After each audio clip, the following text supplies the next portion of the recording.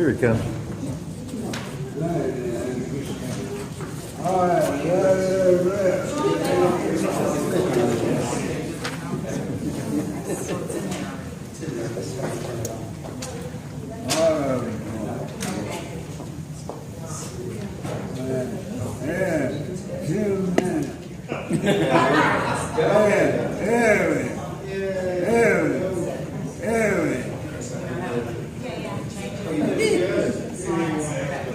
Hi, I'll start talking since my clock can't start until I start, right?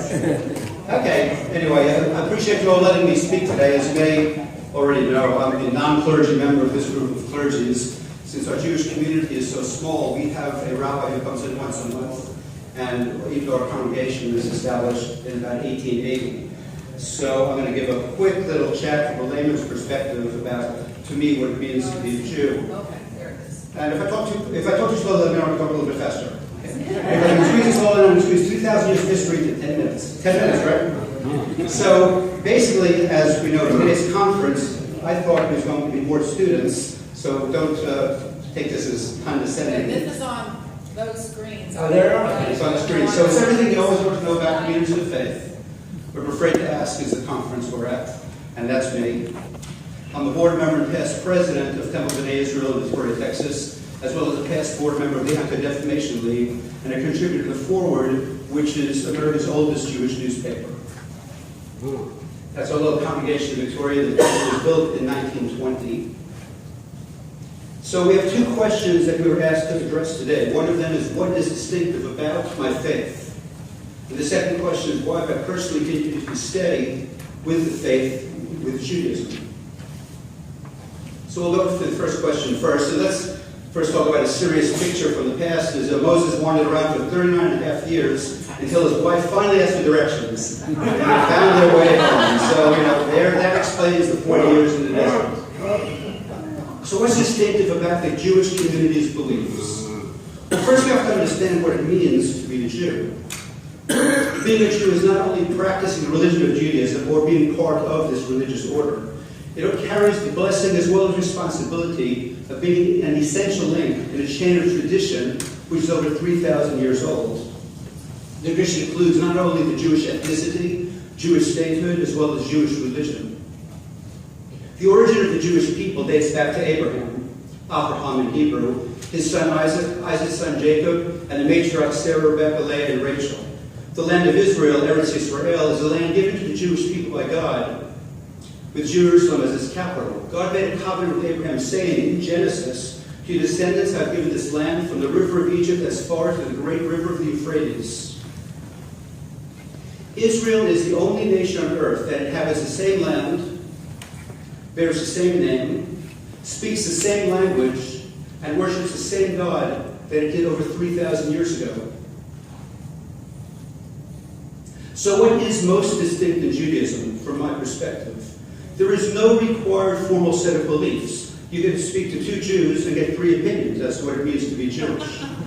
We don't have to strictly adhere to any specific beliefs except for the belief in one God.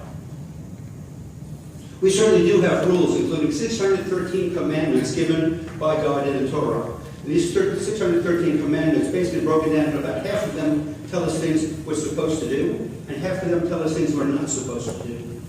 And we have many laws instituted by long-standing customs as well as by the great rabbis. A rabbi isn't a priest, isn't a father. A rabbi is a teacher. And in order to become a rabbi, you get educated in rabbinical studies, but you're at no different level than that of anybody else in the congregation. But being a Jew focuses more on relations and less on rules. The relationship between God and mankind, between the Jewish people and the land of Israel, and between human beings, most importantly. Scriptures tell stories of the development of these relationships between God and Abraham, between God, Noah, and humankind. And it's these relationships that we have lessons from to learn how we're supposed to treat one another. The Scriptures also specify mutual obligations created by these relationships. Obligation to your spouse, to your children, to your teachers, to your elders. And we wonder why there are no more dinosaurs. Oh crap, is that today? No.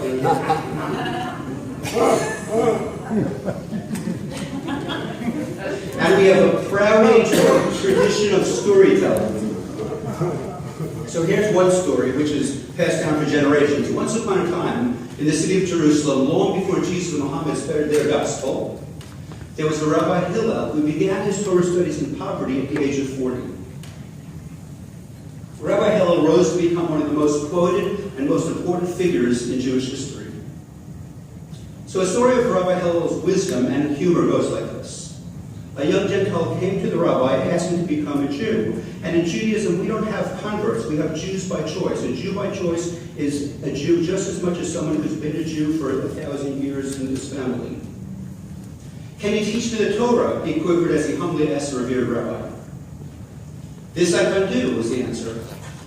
But as I teach, and as you learn, you must do so while standing on only one foot. And on that leg you must stand for the eternity of your learning. The nervous student certainly abided by the request of the rabbi. So up on one leg rose the eager student, and the rabbi paused, cleared his throat, closed his eyes, inhaled deeply, exhaled slowly, and spoke to the student. That which is hateful unto you, do not do to your neighbor. That's it. You've now been taught the Torah in its entirety. The rest is commentary. Now go forth with both feet on the ground and study. So what is distinctive about my community's beliefs, or the belief in Judaism? And why have I personally continued to stay as a Jew? I think the best way to approach this is from a non-Jewish perspective. Mark Twain, who by the way was a Presbyterian Christian, now I know what that means. I had no clue when I wrote this. He was born in 1835, and he was known worldwide for his keen observations and uncanny ability to describe these observations. So Mark Twain said, and I quote, "If the statistics are right, the Jews constitute but 0.25% of the human race. And just today, there are less than 14 million Jews alive on the world. That's total Jewish population, it's less than 14 million. Yet, according to Mark Twain, the contributions to the world's list of great names in literature, in science, in art, in music, in finance, in medicine, and learning are out of proportion for small weakness in numbers. And he has done so with his hands tied behind his back. And perhaps that's why I feel obligated to carry on this tradition of my parents and my grandparents and their grandparents." Mark Twain also wanted to say that the Egyptians, the Babylonians, and the Persians rose to great empires, great technology, and then faded. The Greeks and Romans followed, and they too have vanished.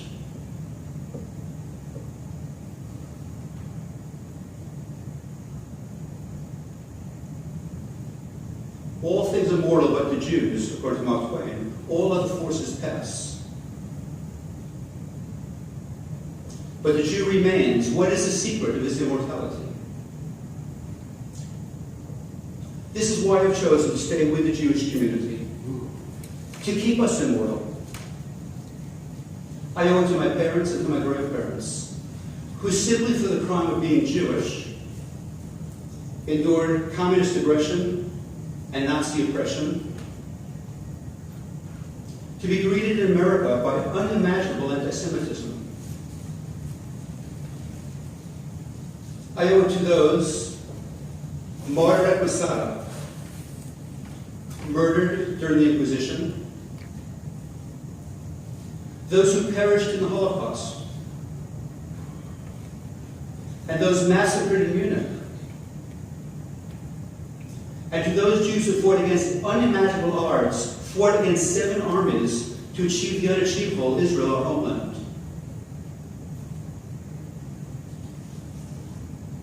We have awesome holidays also, which is really the reason I stick with Judaism. we have a common theme in our holidays. In Passover, in Hanukkah, in Purim, our theme of our holidays is, they tried to kill us, we survived, let's eat. And eat we do. Haagen-Dazs ice cream, started by a Jewish family. Baskin Robbins, Jewish family. Ben & Jerry's, Jewish family. And wine, for those non-wine drinkers, join our club.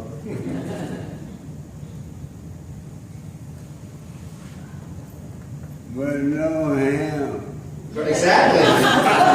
Which reminds me of a story I'll tell in close company later, unless you give me another couple of minutes. Our big philosophy is tikkun olam. Tikkun olam is the story that the earth, the world was created, and it fell and it shattered into billions of little tiny pieces. And it's every human being's job to take a little bit of that and try to repair the world. Tikkun olam means to repair the world. I'm proud to be a member of a tribe that, in spite of atrocities, education has been our weapon, diligence has been our fortress, our desire to survive and make the world a better place is our mission.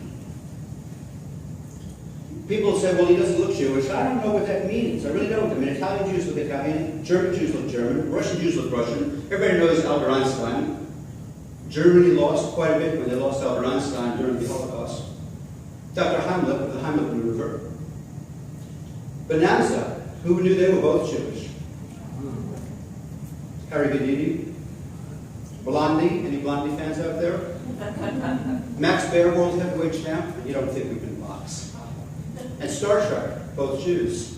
And then we've got Modigliani, the artist. We've got some hip-hop rap groups from Brooklyn, like the Beastie Boys, all Jewish. We've got the Marx Brothers. Not to mention Saul Bellow, the Nobel laureate, painted by a friend of mine, Jewish woman Sarah Euster, hangs in the Smithsonian Institute. And then we've got Gary, who's one of the preeminent architects of the day. Not to mention Edelman, who last year was the wide receiver, running back, who won the Super Bowl. And who can forget what or Michael Dell. Yep. Or Humphrey Bogart's leading lady. Norm Bacall. Zac Efron. And the entire cast of Star Wars. The only two members of the cast who weren't Jewish were Ian McGregor and Alec Guinness. They both married Jewish women. So I'd like to thank you for listening. If I had more time, I'd tell more jokes, not more stories. And we'll talk about thanks for listening. Rabbi Schneerson, who was the foremost rabbi of my lifetime, who died several years ago, he said that to be kind is more important than to be right. Many times what people need is not a brilliant mind that speaks, but a special heart that listens.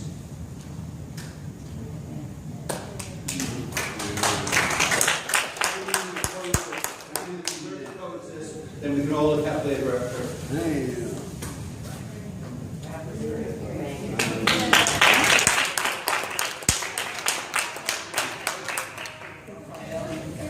Purim is the book of Esther.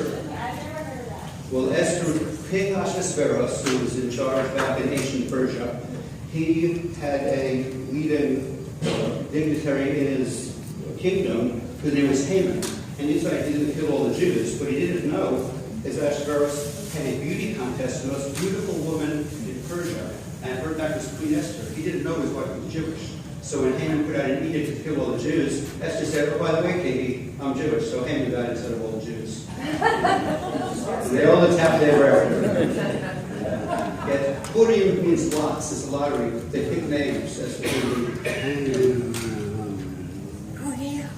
It's a great holiday. It's kind of like our answer to Halloween. Everybody dresses up in costumes. It's a big deal. They did Jewish communities. Any other questions?